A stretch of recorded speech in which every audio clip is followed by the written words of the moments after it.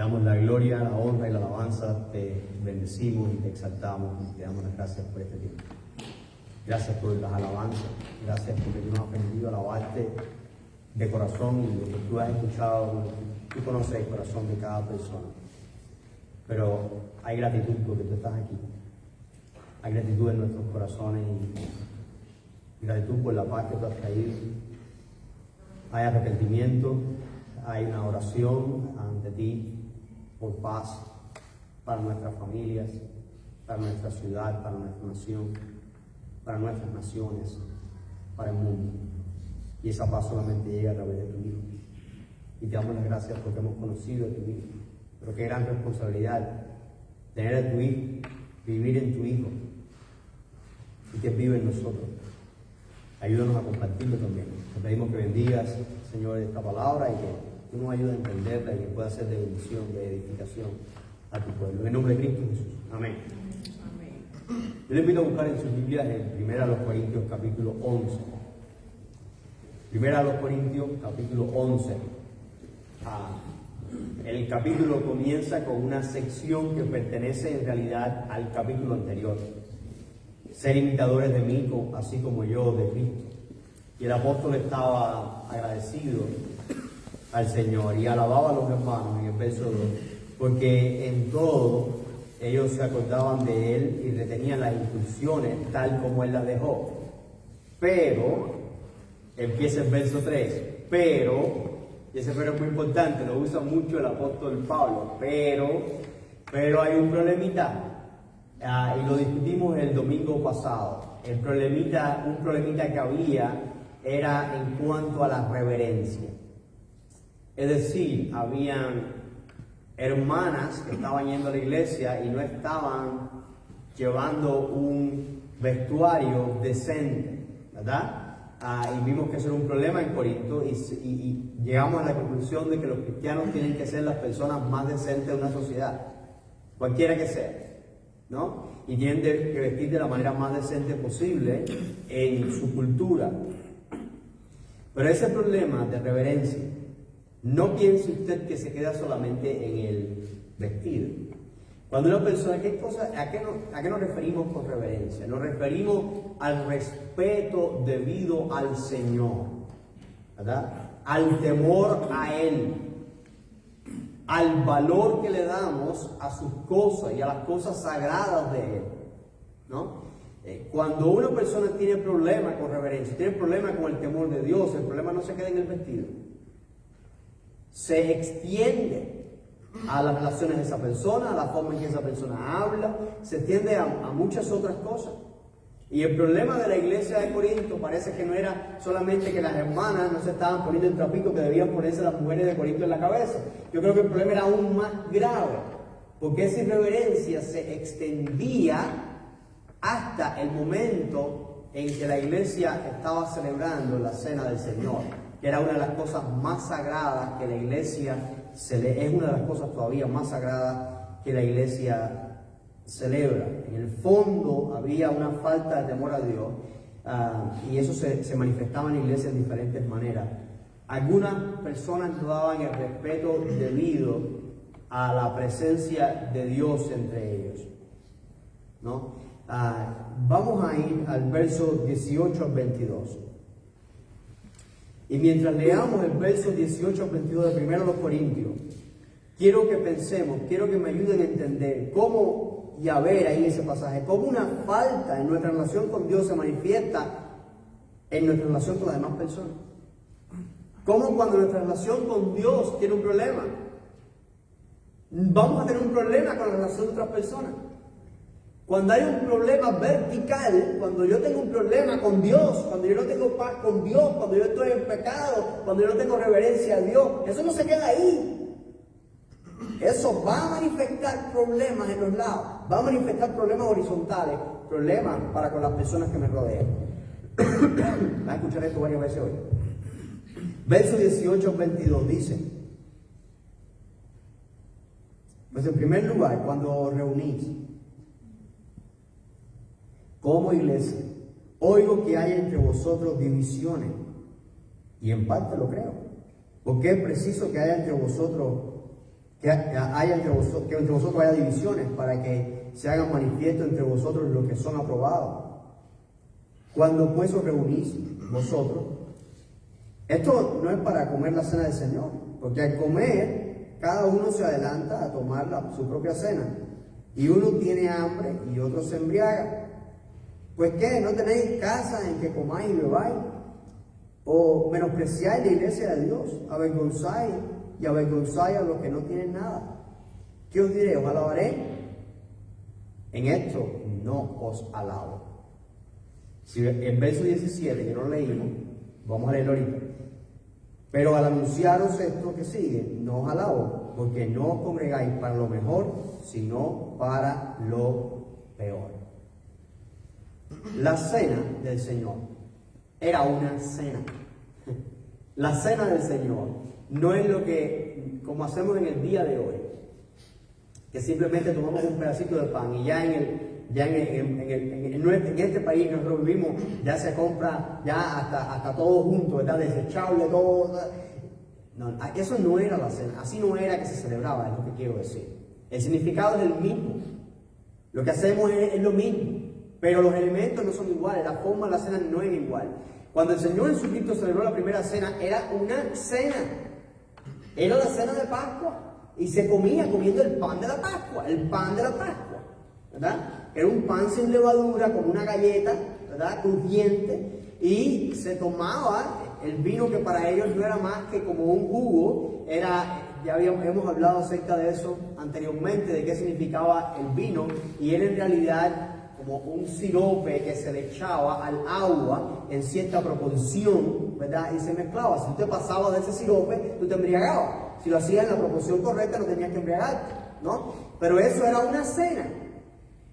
Bueno, los primeros años de la iglesia y los discípulos del Señor Jesucristo, cuando celebraban la cena, comían pan y tomaban de este vino o este jugo, como quiera que usted le llame. Entonces, en el caso de Corinto, ¿qué estaba sucediendo? Al parecer, los ricos de la iglesia. En la iglesia de Corinto había gente muy rica. Ya habíamos dicho que aún el tesorero de la ciudad de Corinto se convirtió. Se menciona en la Biblia y hay una inscripción que la arqueología ha encontrado del hombre que pagó la construcción de las calles de Corinto, del tesorero de Corinto, ese hombre cristiano. Había gente muy rica en la iglesia, pero había gente muy humilde en la iglesia. Había una mezcla de todo en la iglesia. Entonces los ricos podían traer comida, ¿no? Podían traer para esta cena los mejores panes, ¿verdad? Y podían traer el vino tal vez más exquisito, de lo mejor que tenían. Traían y comían. Esto fue lo que yo traje, vamos a comer. Pero habían pobres que no traían. Y entonces esta gente llegaban y traían, y los que estaban comían, y cuando llegaban los demás sabían que se acabó. Entonces algunos se quedaban con hambre, otros no comían, y al final esta cena se volvía un desastre. Una expresión de lo que había en su corazón, de su ego. Ellos estaban actuando en todas las áreas de su vida de una manera egoísta. Ellos estaban, ¿sabes qué decían? Yo soy de Pablo, yo soy de Apolo, yo soy de fulano, yo soy de mengano. Y no estaban puestos para darle la gloria a Dios. Cada uno trataba de satisfacerse a sí mismo. Cada uno se sentaba, escuchaba el mensaje, gloria a Dios, para mí, gloria a Dios, para mí, pero no se preocupaba por la edificación del hermano. Y esto se demostraba también en la cena, se demostraba en todas las formas, en todo lo que hacían, en la cena también. Y entonces el apóstol le dice, ustedes no se están reuniendo para lo mejor, ustedes están yendo a la iglesia para lo peor. Y esas son palabras muy fuertes, ¿no? Aunque pueda ser difícil de creer, eso es lo que dice el pasaje. La Nueva Traducción Viviente dice, pues parece que hacen más daño que bien cuando se juntan. Imagínese usted. Hay dos propósitos fundamentales que deben cumplirse cuando nosotros venimos juntos como iglesia. Una es la gloria de Dios y la otra es la edificación del cuerpo de Cristo. Estamos aquí para glorificar a Dios. ¿Cómo comenzamos? Cantando, alabando a Dios, adorando. Para eso venimos aquí. Vinimos para eso. Para eso hubo testimonio, la hermana pidió testimonio, para que la gente se levantara y dijera, ¡gloria a Dios! ¿Verdad? La hermana dio un testimonio precioso, ¿verdad? ¿Para qué lo hizo? Para que demos la gloria a Dios, para que veamos cómo Dios está obrando en su vida, en su matrimonio. O sea, entonces, el propósito de que nosotros nos reunamos aquí es para dar la gloria. Y es para que nos edifiquemos unos a los otros. Cuando usted salga de aquí, usted quiera ser más como Jesús. Cuando usted salga de aquí, usted quiera obedecer a Jesús, obedecer la palabra de Dios, los mandamientos de Dios. Usted quiera que el Señor trate con su vida, que el Señor use su vida y usted salga transformado. El propósito de Dios, tal vez usted vino hoy rebelde y usted salga transformado, salga humillado delante de la presencia de Dios. Y usted ha venido sin propósito o con 1000 problemas en la cabeza y usted salga de este lugar con paz. Y usted tal vez diga, pero hoy domingo por la tarde a la iglesia, no es fácil, pero cuando usted viene y usted sale, usted dice, gracias a Dios porque vine, porque el Señor habló a mi vida, porque a la vida del Señor me siento mejor, me siento fortalecido, y no solamente llevé comida yo, tengo para darle a mi familia. ¿Me entienden? Espiritualmente hablando de lo que estoy hablando. Entonces, ese es el propósito. Pero si no venimos a glorificar a Dios, nos estamos reuniendo para lo peor. Si no venimos para edificar el cuerpo de Cristo, nos estamos reuniendo para lo peor. ¿Entienden? La actitud esperada al tomar la cena es una actitud de arrepentimiento y de gratitud. Miren lo que dice el apóstol Pablo: porque yo recibí del Señor lo que también os he enseñado. Que el Señor Jesús, la noche que fue entregado, tomó pan, y habiendo dado gracias, lo partió y dijo: tomad, comed. Esto es mi cuerpo que por vosotros es partido. Haced esto en memoria de mí. Asimismo tomó también la copa después de haber cenado, diciendo: esta copa es el nuevo pacto en mi sangre. Haced esto todas las veces que la bebiereis en memoria de mí. Así pues, todas las veces que comiereis este pan y bebiereis esta copa, la muerte del Señor anunciáis hasta que Él venga. Déjame decirle algo: todo lo relacionado con el reino de Dios es sagrado. ¿Entendemos eso? Todo lo relacionado con el reino de Dios es sagrado. Cuando los hermanos están alabando a Dios ahí, eso es sagrado. Eso es sagrado, ¿verdad? Cuando una persona está dando testimonio, eso es sagrado. Cuando una persona está dando la bienvenida a los hermanos que están por el templo, eso es sagrado. Cuando una persona se levanta y da una ofrenda, trae una ofrenda al plato de la ofrenda, eso es sagrado, ¿verdad? Eso es algo que estamos dándole a Dios. Este es el momento más sagrado de la semana. Ahora, entre lo más sagrado, la iglesia históricamente ha tenido cosas como muy sagradas. Una de esas cosas que es muy sagrada es la palabra de Dios. Desde que la iglesia comenzó, yo puedo decir que en el principio de la iglesia, como decimos en el día de hoy, el plato fuerte era la palabra de Dios. ¿Por qué yo sé eso? Pues en la primera predicación, el primer servicio de la iglesia cristiana, la primera predicación del apóstol Pedro, ¿cuál fue? ¿Qué hubo? Predicación. Ahí lo que hubo fue predicación. Él predicó y las almas se convirtieron, las almas se salvaron. Después vemos que el apóstol Pablo predicaba por toda Asia. Después vemos, por ejemplo, hay algunas muestras de algún servicio, como aquel servicio donde Pablo predicó hasta la madrugada y había un joven en una ventana por arriba y se cayó. Pero la iglesia le da una importancia muy grande a la predicación del evangelio desde el principio. Y al mismo tiempo, la iglesia le dio mucha importancia a la Santa Cena. Mientras pasa la historia de la iglesia, mientras pasa el tiempo, ese énfasis en la palabra, la realidad es que disminuyó. Y por eso vemos tantos desastres teológicos y tantas aberraciones y tantas cosas. ¿Por qué? Hubo un enfoque más en la Santa Cena. Por varios siglos, el enfoque de la iglesia estuvo enfocado en la Santa Cena. Todo el mundo quería participar de la Santa Cena y era muy difícil participar de la Santa Cena. La iglesia desde el principio estableció que podían tomar la Santa Cena solamente aquellos que eran bautizados. Ahora, eso no es algo que está en la Biblia. La Biblia sí nos da un orden. Y en ese orden que nos da la Biblia, es los que creían, eran bautizados y partían el pan. Ese orden es: tú primero tienes que creer, después tienes que bautizarte y después tú partes el pan, después tú participas en el partimiento del pan, ¿no? La Biblia nos dice ese orden, pero no hay un solo pasaje en la Biblia que nos diga que una persona para poder tomar la cena tiene que estar bautizado. No hay pasaje. Pero hay documentos de la historia de la iglesia que enseñan y que dan instrucciones desde el primer siglo, enseñando que para que una persona tome la cena tiene que estar bautizado. Y el bautismo no era en la iglesia de los primeros siglos como en el día de hoy. Hay lugares donde las personas llegan y quieren bautizarse, bautízate, y el domingo que viene, si pecaste esta semana, te vuelvo a bautizar. Eso no era así. Por muchos siglos, los creyentes tenían que pasar años estudiando para poder ser bautizados. No sé si escuchaba la frase los catecúmenos. ¿Quiénes son los catecúmenos? ¿Dónde se empezó a usar esa frase? Se empezó a usar para referirse a aquellos hermanos que se bautizaban y tardaban a veces hasta 3 años aprendiendo, estudiando, siendo un discípulo de Cristo para poder ser bautizado, y todo era con la meta de poder participar de la cena del Señor. ¿Okay? Entonces esto es algo muy sagrado, muy sagrado.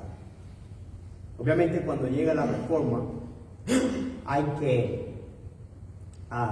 ir a la palabra de Dios, se retoma otra vez la palabra de Dios, se vuelve a la iglesia primitiva, se vuelve a estudiar la palabra de Dios como regla de fe y práctica, ya no un clero quien dicte ciertas tradiciones, sino la autoridad está en la palabra de Dios, no está en una institución humana, está en la palabra de Dios.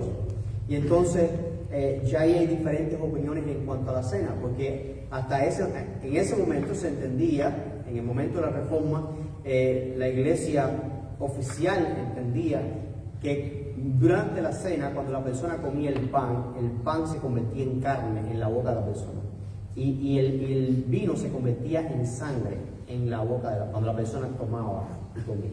¿Okay? Porque el Señor dijo: comer esto es mi carne, beber esto es mi sangre. Pero el Señor no quiso decir, obviamente, por muchos motivos, no quiso decir que ese pan se convertía en carne, ni que ese vino se convertía en sangre.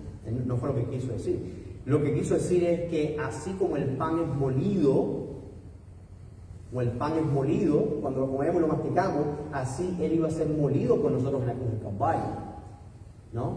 Y así como el vino, ¿verdad? Así es la sangre del Señor, derramada por nosotros, es lo que quiso decir el Señor, en memoria de Él, es lo que dice el pasaje. Entonces, era algo solamente sublime. El apóstol, me llama mucho la atención, algo que dice el apóstol Pablo en el verso 23, que muchas veces pasamos del arco. Pero yo creo que esto demuestra el apostolado de Pablo. Porque yo recibí del Señor lo que también os he enseñado. Que el Señor Jesús, la noche que fue entregado, tomó pan, etcétera, etcétera, etcétera. Fíjate que el apóstol Pablo no recibió esta instrucción de la Santa Cena de otro apóstol. No la recibió de otro discípulo. ¿De quién la recibió? Yo recibí del Señor. El apóstol Pablo tuvo un encuentro con el Señor Jesucristo y el Señor le envió, pero eso no fue el único encuentro que él... Vamos a Gálatas capítulo 1. Yo creo que esto es importante. Vamos al verso 11, 19. Mas os hago saber, hermanos, en Gálatas 1:11, que el evangelio anunciado por mí no es según hombre, pues ni yo lo recibí ni lo aprendí de hombre alguno, sino por revelación de Jesucristo. Porque ya habéis oído acerca de mi conducta en otro tiempo en el judaísmo, que perseguía sobremanera la iglesia de Dios y asolaba, y en el judaísmo aventajaba a muchos de mis contemporáneos en mi nación, siendo mucho más celoso de las tradiciones de mis padres. Pero cuando agradó a Dios que me apartase desde el vientre de mi madre y me llamó por su gracia, revelar a su Hijo en mí, para que yo le predicase entre los gentiles, no consulté enseguida con carne y sangre, ni subí a Jerusalén a los que eran apóstoles antes que yo, sino que fui a Arabia y volví de nuevo a Damasco. Después, pasados 3 años, subí a Jerusalén para ver a Pedro y permanecí con él 15 días, pero no vi a ningún otro de los apóstoles, sino a Jacobo, hermano del Señor. ¿Qué nos está queriendo decir? Las cosas que el apóstol Pablo sabía sobre el Evangelio y las cosas que él sabía sobre la Santa Cena, sobre la Cena del Señor y todos estos mandamientos del Señor Jesucristo, él no los había recibido de otro apóstol, no lo había recibido de otro hombre, sino que lo había recibido de Cristo.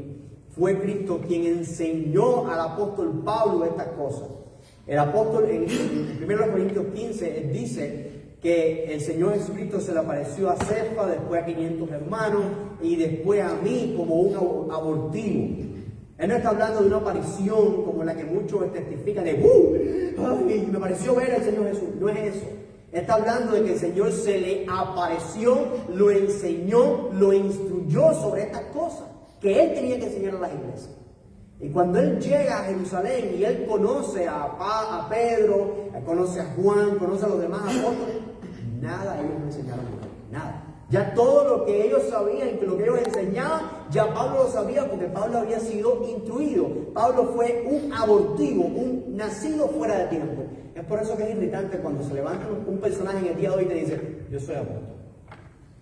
Pues entonces no solamente se te apareció el Señor, sino que también tú has hablado con el Señor y Él te instruyó, ¿verdad? Y tú no aprendiste nada de ningún otro apóstol. ¿No? Todo te fue dado así.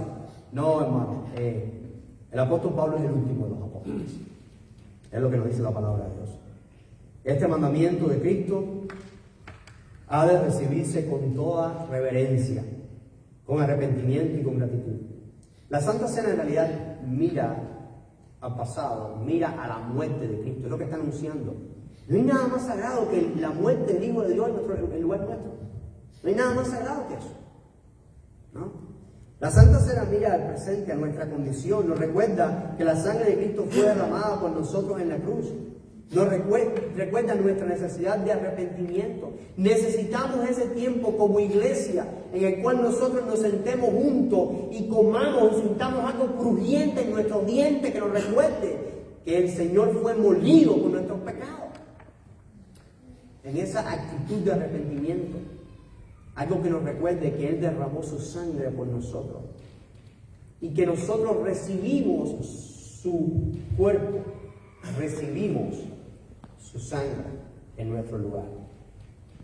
Nos identifica como discípulos de Cristo, como hijos del pacto, como miembros de la familia de Dios. Nos identifica. La Santa Cena mira al futuro, anuncia la cena de la boda del Cordero, anuncia que un día va a haber una fiesta, va a haber una cena inmensa en el reino del Señor. Entonces algo muy sublime. El pan representa el cuerpo de nuestro Señor Jesucristo y la copa obviamente representa la sangre de nuestro Señor Jesucristo. Este pasaje de 1 Corintios 11 nos enseña que la irreverencia tiene consecuencias destructivas aún para los creyentes. La irreverencia, tiene consecuencias destructivas para los creyentes. Los creyentes no tenemos licencia alguna, ninguna licencia, para jugar con el pecado. No tenemos licencia ninguna para hacer de las cosas santas como si fueran cosas triviales. No tenemos licencia ninguna para hacer eso. Y si lo hacemos, quiero decirte que va a haber consecuencias. Consecuencias. Vamos al verso 27 al 34, 1 Corintios 11, 27 al 34. De manera que cualquiera que comiere este pan o bebiere esta copa del Señor indignamente será culpado del cuerpo y de la sangre del Señor.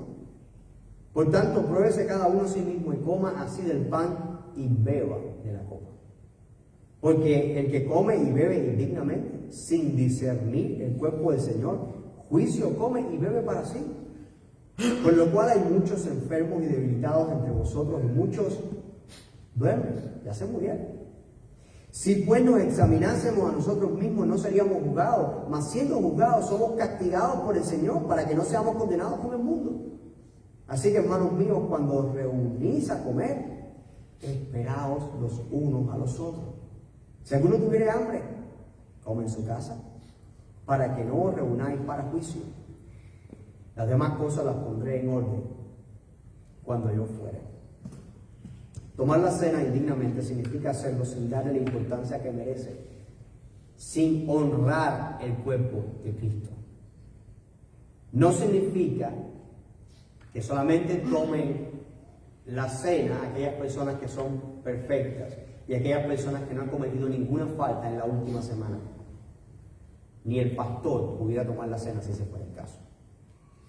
Tomar la cena indignamente significa tomar la cena sin discernir el cuerpo del Señor. Tomar la cena sin pensar y meditar en lo que ella significa. Quien no lo hace, se reúne para lo peor, porque se reúne para juicio. Y estas son palabras fuertes. El apóstol explica que la irreverencia de los corintios era la causa de enfermedad. ¿Usted lo leyó? ¿O lo oyó? De debilidad y aún de muerte en algunos hermanos de la iglesia. El apóstol está diciendo, la razón por la cual algunos de ustedes se han enfermado, la razón por la cual algunos de ustedes están débiles y por la cual otros ya se murieron, es porque ustedes están tomando la cena de una manera indigna. Claro, si estaban yendo a tomar la cena para llenarse la barriga, si estaban llegando temprano a la iglesia, no para alabar a Dios ni para ser puntuales, sino para poder alcanzar el pan y llenarse la barriga ese día. Oye, que nadie cocine hoy, que hoy vamos para la iglesia a ver Santa Cena. Y eso es una, ¿sabes? En el principio de la iglesia es una práctica semanal. Nosotros no lo celebramos de manera semanal porque no hay un solo mandamiento en la Biblia que nos diga que tenemos que hacerlo semanal. Lo que sí nos dice es que cada vez que lo hagamos en memoria de Él. Eso sí es mandamiento. Pero no hay duda que era una práctica semanal. Y si era una práctica semanal, imagínense, que las personas fueran semanalmente. Ay, pero ¿cómo es posible que la gente llegue a la iglesia temprano para comer la Santa Cena, verdad? Todo el mundo llenándose la barriga, comiendo rápido para que cuando lleguen los demás, ya yo comí, ya yo resolví. Allá tú sí llegas tarde, ¿verdad? O yo traigo mi pan y me lo como yo, y allá tú sí llegas tarde. Si aquí no trabajo, ¿para qué no como? ¿Verdad? Y entonces después voy a alabar a Dios. Y entonces después me voy a gozar con el mensaje que va a traer el apóstol. ¿Estaría Dios contento con la gente así? No estaría contento con la gente así. ¿Cómo nos trata Dios cuando no vivimos como es digno de su llamado? ¿Has pensado en eso? Bueno, nos castigue porque somos sus hijos. Si somos irreverentes, no significa que esos cristianos de Corinto perdían su salvación por eso. La salvación no es algo, no es como nuestra llave que la perdemos toda la semana. Pecamos y perdemos la salvación. Nos reconciliamos y volvemos a recuperarla. Eso no es así. Esto no es un relajo. Somos adoptados como hijos de Dios por la fe en Jesucristo. Pero sí significa que si hemos creído en el Señor Jesucristo, si hemos recibido el Espíritu Santo, el Señor nos va a llamar a cuenta si nosotros no vivimos como Él quiere que vivamos. Esto estaba pasando en Corinto. Para que no perdieran la salvación y perecieran por el mundo, los creyentes irreverentes estaban siendo disciplinados por Dios para que fueran purificados por medio de un castigo temporal y terrenal. Y de esta manera no sufrieran el castigo eterno. Algunos estaban enfermos y otros ya se habían muerto porque Dios les había quitado la vida. ¿Qué estaba pasando? Dios los castigó. ¿Y por qué Dios los castigó? Para que con ese castigo ellos pagaran por ese pecado, que no era un pecado arrepentido. Pero no es que Cristo pagó por todos nuestros pecados. Siempre es que el Señor nos va a perdonar un pecado después tú te arrepientes. ¿Estamos de acuerdo o no estamos de acuerdo? Si no hay arrepentimiento, no puede haber perdón de pecado. Si yo digo, si Cristo murió por mis pecados, pero yo sigo pecando aquí y disfrutando el pecado hasta los huesos y haciendo lo que yo quiero hacer, ¿es efectivo el sacrificio de Cristo para mi vida? No. Si no hay arrepentimiento, no. Eso es lo que nos dice Hebreos capítulo 6. Que si una persona insiste en seguir pecando, seguir pecando y seguir pecando, ya no es otro sacrificio para el pecado, porque el único sacrificio que hay para el pecado, tú no lo has tomado en serio. ¿No sería mejor andar en santa y piadosa manera de vivir, como dijo el apóstol Pedro? Yo creo que sí. La solución, ¿sabes? En la iglesia no es dejar de dar la cena. Como yo pensé al comienzo de mi ministerio, hubo un momento en mi ministerio en que yo miraba a la gente y dije, no, pero imagínate tú. Yo siempre he querido la Biblia literalmente. Y es que yo veo que tanta gente mala en esta iglesia que si yo doy la Santa Cena se me va a morir la mitad de la congregación, más de la mitad de la congregación. ¿Recuerda un debate una vez con eso? Se nos va a morir todo el mundo, se nos va a enfermar todo el mundo. Yo creo que la gente se enferma, ¿cómo sentir culpable yo cuando vea que la gente va cayendo? Esa no es la solución. La solución es ser obedientes a Cristo. La solución es predicar el arrepentimiento, y predicar la verdad de Dios y todo el consejo de la verdad de Dios. Y yo creo que la palabra de Dios es muy clara. Y cada uno es responsable por su vida. Si las personas no se arrepienten, es problema de las personas. Pero tenemos que cumplir el mandamiento de Cristo, tenemos que cumplir con la ordenanza de Cristo. Porque a eso el Señor nos ha mandado. La solución es hacerlo, para informar bien a las personas. No queremos que sea una tradición que la gente lo haga por rutina. No recomendamos que la tomen los niños. No, yo sé que de ellos es el reino de los cielos. Pero también sabemos que es una cosa muy seria. Y muchos niños pudieran tomarlo como una gracia. No queremos que eso suceda con la Santa Cena. Queremos que ellos entiendan que esto es algo santo y sagrado. Y seguimos la práctica de la historia de la iglesia, en la cual las personas, después que mostraban su compromiso con la cruz y eran bautizados públicamente, demostrando su fe, entonces participaban.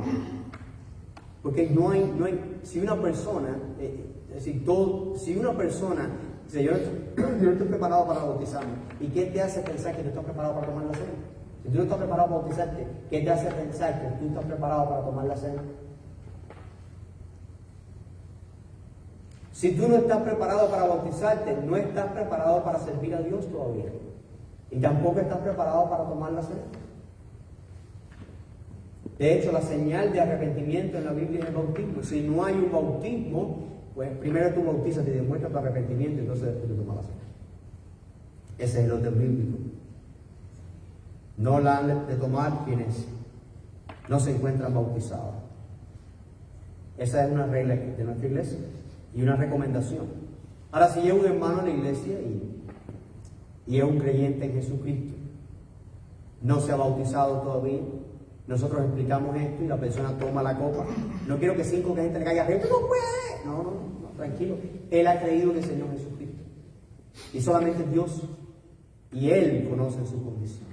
Y si esa persona quiere participar de la cena, nosotros no le vamos a reprimir y le vamos a avergonzar públicamente. Lo que sí tenemos que hacer es enseñar bíblicamente la verdad. Aquellos que son de Cristo pueden tomar la cena. No le han de tomar a aquellas personas que no han sido bautizadas con el bautismo bíblico. Bautismo bíblico en el nombre del Padre, del Hijo y del Espíritu Santo. Hay tantas personas que vienen y dicen, yo también puedo tomar la cena, yo fui bautizado cuando tenía 6 meses. Y sí, ¿qué te acuerdas cuando tenía 6 meses? ¿De qué te acuerdas? ¿De qué te arrepentiste a los 6 meses? El que debiera estar arrepentido aquí es el sacerdote. El niño, el bebé, tiene que haber bautizado al sacerdote. Porque ese niño era más santo que ese sacerdote. ¿No? A los 6 meses tú no te bautizas para arrepentimiento. A usted lo mojan a los 6 meses. Pero para arrepentimiento uno se bautiza cuando se arrepiente. Y uno se arrepiente cuando uno tiene conciencia de pecado. Y uno tiene conciencia de pecado cuando uno alcanza cierta madurez mental para entender que estás en graves problemas espirituales si no te arrepientes delante de Dios. No la deben tomar quienes viven en la práctica del pecado. Si tú sabes que tú estás batallando con ciertas cosas, pues tú no la tomas. Y esto es algo tan sagrado y es algo tan personal. Porque en realidad es entre Dios y tú. ¿No? Es algo entre Dios y tú. ¿Qué tal si tomamos entonces nosotros en este día la Santa Cena? Repitiendo este pasaje, yo pido al hermano Arcadio y al hermano Eduardo si pueden pasar. Ellos nos van a ayudar a repartir los elementos.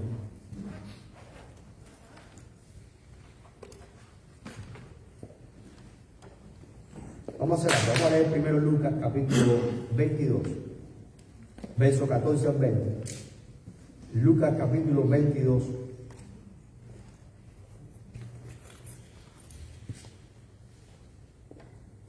Verso 14 al 20. Cuando era la hora, cuando era la hora, se sentó a la mesa y con él los apóstoles. Y les dijo: cuánto he deseado comer con vosotros esta Pascua antes que padezca. Pero os digo que no la comeré más hasta que se cumpla en el reino de Dios. Y habiendo tomado la copa, dio gracias y dijo: tomad esto y partidlo entre vosotros, porque os digo que no beberé más del fruto de la vid hasta que el reino de Dios venga. Y tomó el pan y dio gracias y lo partió y les dio, diciendo: esto es mi cuerpo que por vosotros es dado, haced esto en memoria de mí. De igual manera, después que hubo cenado, tomó la copa diciendo: esta copa es el nuevo pacto en mi sangre, que por vosotros se derrama. Mas he aquí la mano del que me entrega está conmigo en la mesa. A la verdad, el Hijo del Hombre va según lo que se ha determinado, pero ay de aquel hombre por quien es entregado. Entonces comenzaron a discutir entre sí quién de ellos sería y que había de hacer esto. A pesar de la preocupación y de la negación de Judas y de todas estas cosas, el Señor no dejó de tener la cena con sus discípulos. No dejó de tener la cena con sus discípulos. Pido que en un espíritu de humildad y recordando lo que la cena significa, que inclinemos nuestros rostros, y aquellos hermanos que han de tomar la cena en este día, pido que se pongan sobre sus pies. Es algo muy personal, cada uno es usted juntos. Para aquellos que han de tomar la cena en este día, pido que se pongan de pie, y pedimos al hermano Eduardo si nos puede ayudar a repartir el pan, el hermano Arcadio si nos puede ayudar a repartir.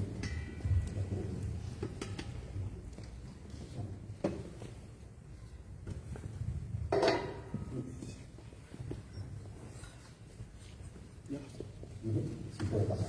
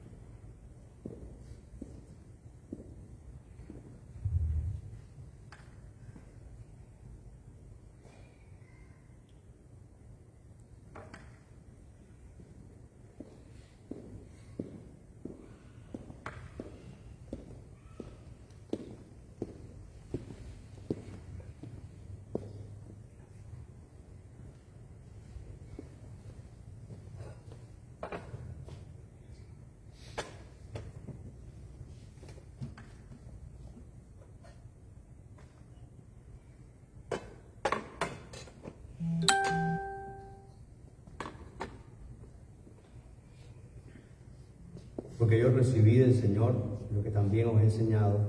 El Señor Jesús, la noche que fue entregado, tomó pan y habiendo dado gracias, lo partió y dijo: tomad, comed, esto es mi cuerpo que por vosotros es partido. Haced esto en memoria de mí. Nos regocijamos en este día al saber que esto que hacemos es un mandamiento de nuestro Señor Jesucristo, dado a sus discípulos, sus apóstoles, dado también al apóstol Pablo. Por casi 2000 años, aquellos que son parte del cuerpo de Dios, que son parte de la Iglesia universal del Señor Jesucristo, aquellos que hemos creído en el Señor Jesucristo, que tenemos nuestra confianza en Él, que recibimos el sacrificio de Cristo por nosotros en la cruz del Calvario, tomamos este pan, comamos el pan.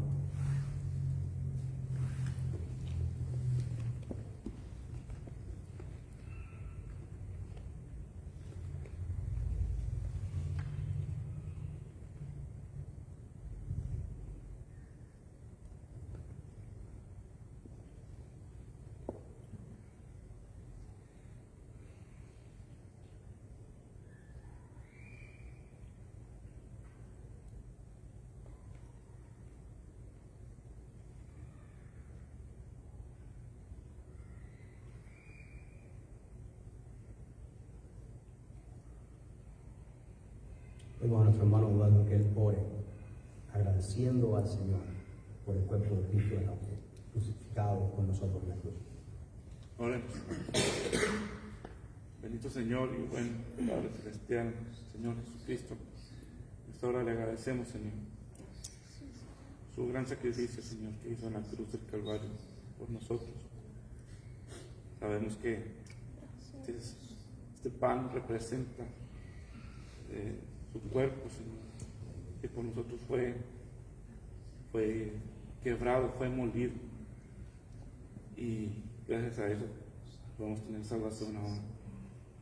Agradecemos, Señor, su misericordia, su bondad, y comemos este pan, Señor, recordando, Señor, que usted un día volverá. Amén. Y gracias, Señor, por la oportunidad, Señor, de adorarle también de esta manera, Señor. En el nombre de Jesús, también, Señor, sabemos que le pedimos que este acto, Señor, sirva, Señor, para unirnos más como iglesia, Señor, y esperar, Señor, de usted, Señor. En el nombre de Jesús, amén. Asimismo tomó también la copa, después de haber cenado, diciendo: esta copa es el nuevo pacto en mi sangre. Haced esto todas las veces que la bebiereis en memoria de mí. Tomemos la copa.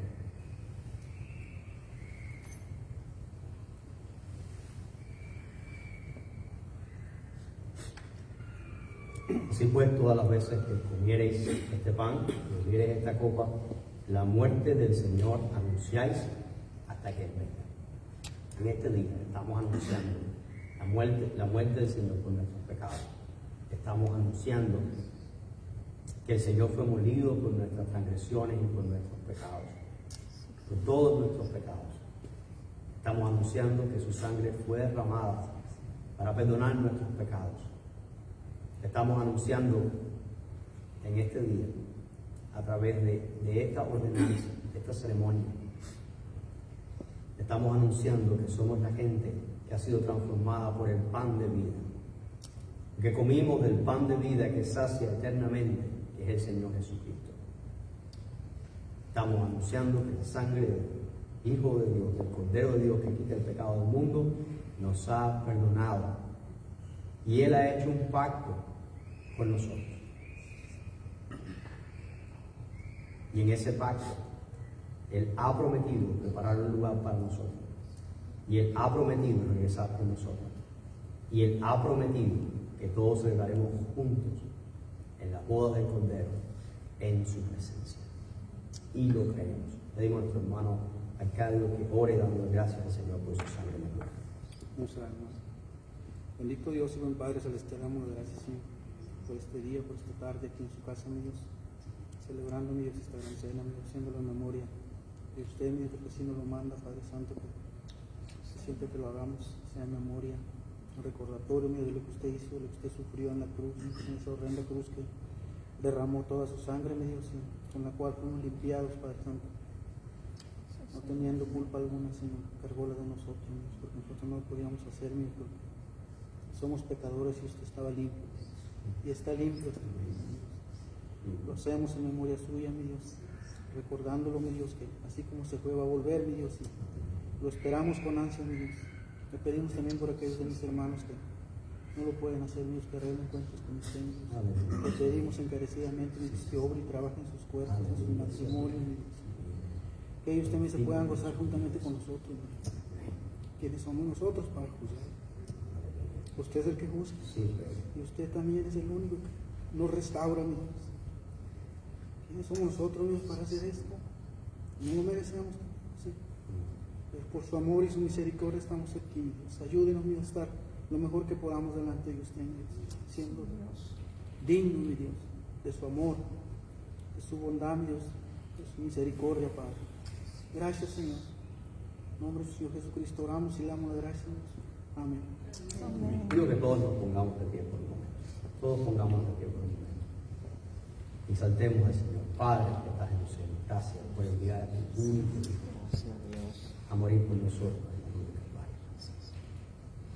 Gracias porque ninguno de los que estamos aquí merecemos tal sacrificio. No lo merecemos porque somos pecadores. No lo merecemos porque éramos extranjeros y advenedizos. Ni aún éramos parte del pueblo al cual tú le prometiste esta bendición. Pero Señor, en tu gracia y en tu misericordia, tu amor se extendió a nuestras vidas. Y la promesa de Abraham hoy es nuestra promesa. Te damos las gracias y te damos la gloria. Te damos las gracias porque tu Hijo murió por nosotros en la cruz del Calvario para darnos vida y vida en abundancia. Te pedimos que tú nos ayudes a vivir en esta vida, todos los que estamos aquí. Te pedimos que esta bendición sea también la bendición de nuestros hijos, los jóvenes, que ellos sean gente del pan, que sean personas que testifiquen, que son parte de tu reino. Y te pedimos que tú nos ayudes a avanzar en tu reino. Te pedimos que muchas personas puedan conocer tu verdad, ser parte de tu familia y que tú nos uses a esta manada pequeña. Usa esta manada pequeña para que muchos conozcan de ti y para que tu iglesia sea edificada en este lugar para gloria y honra de tu nombre santo. En el nombre precioso y único de Cristo Jesús. Amén. Señor, puede sentarse.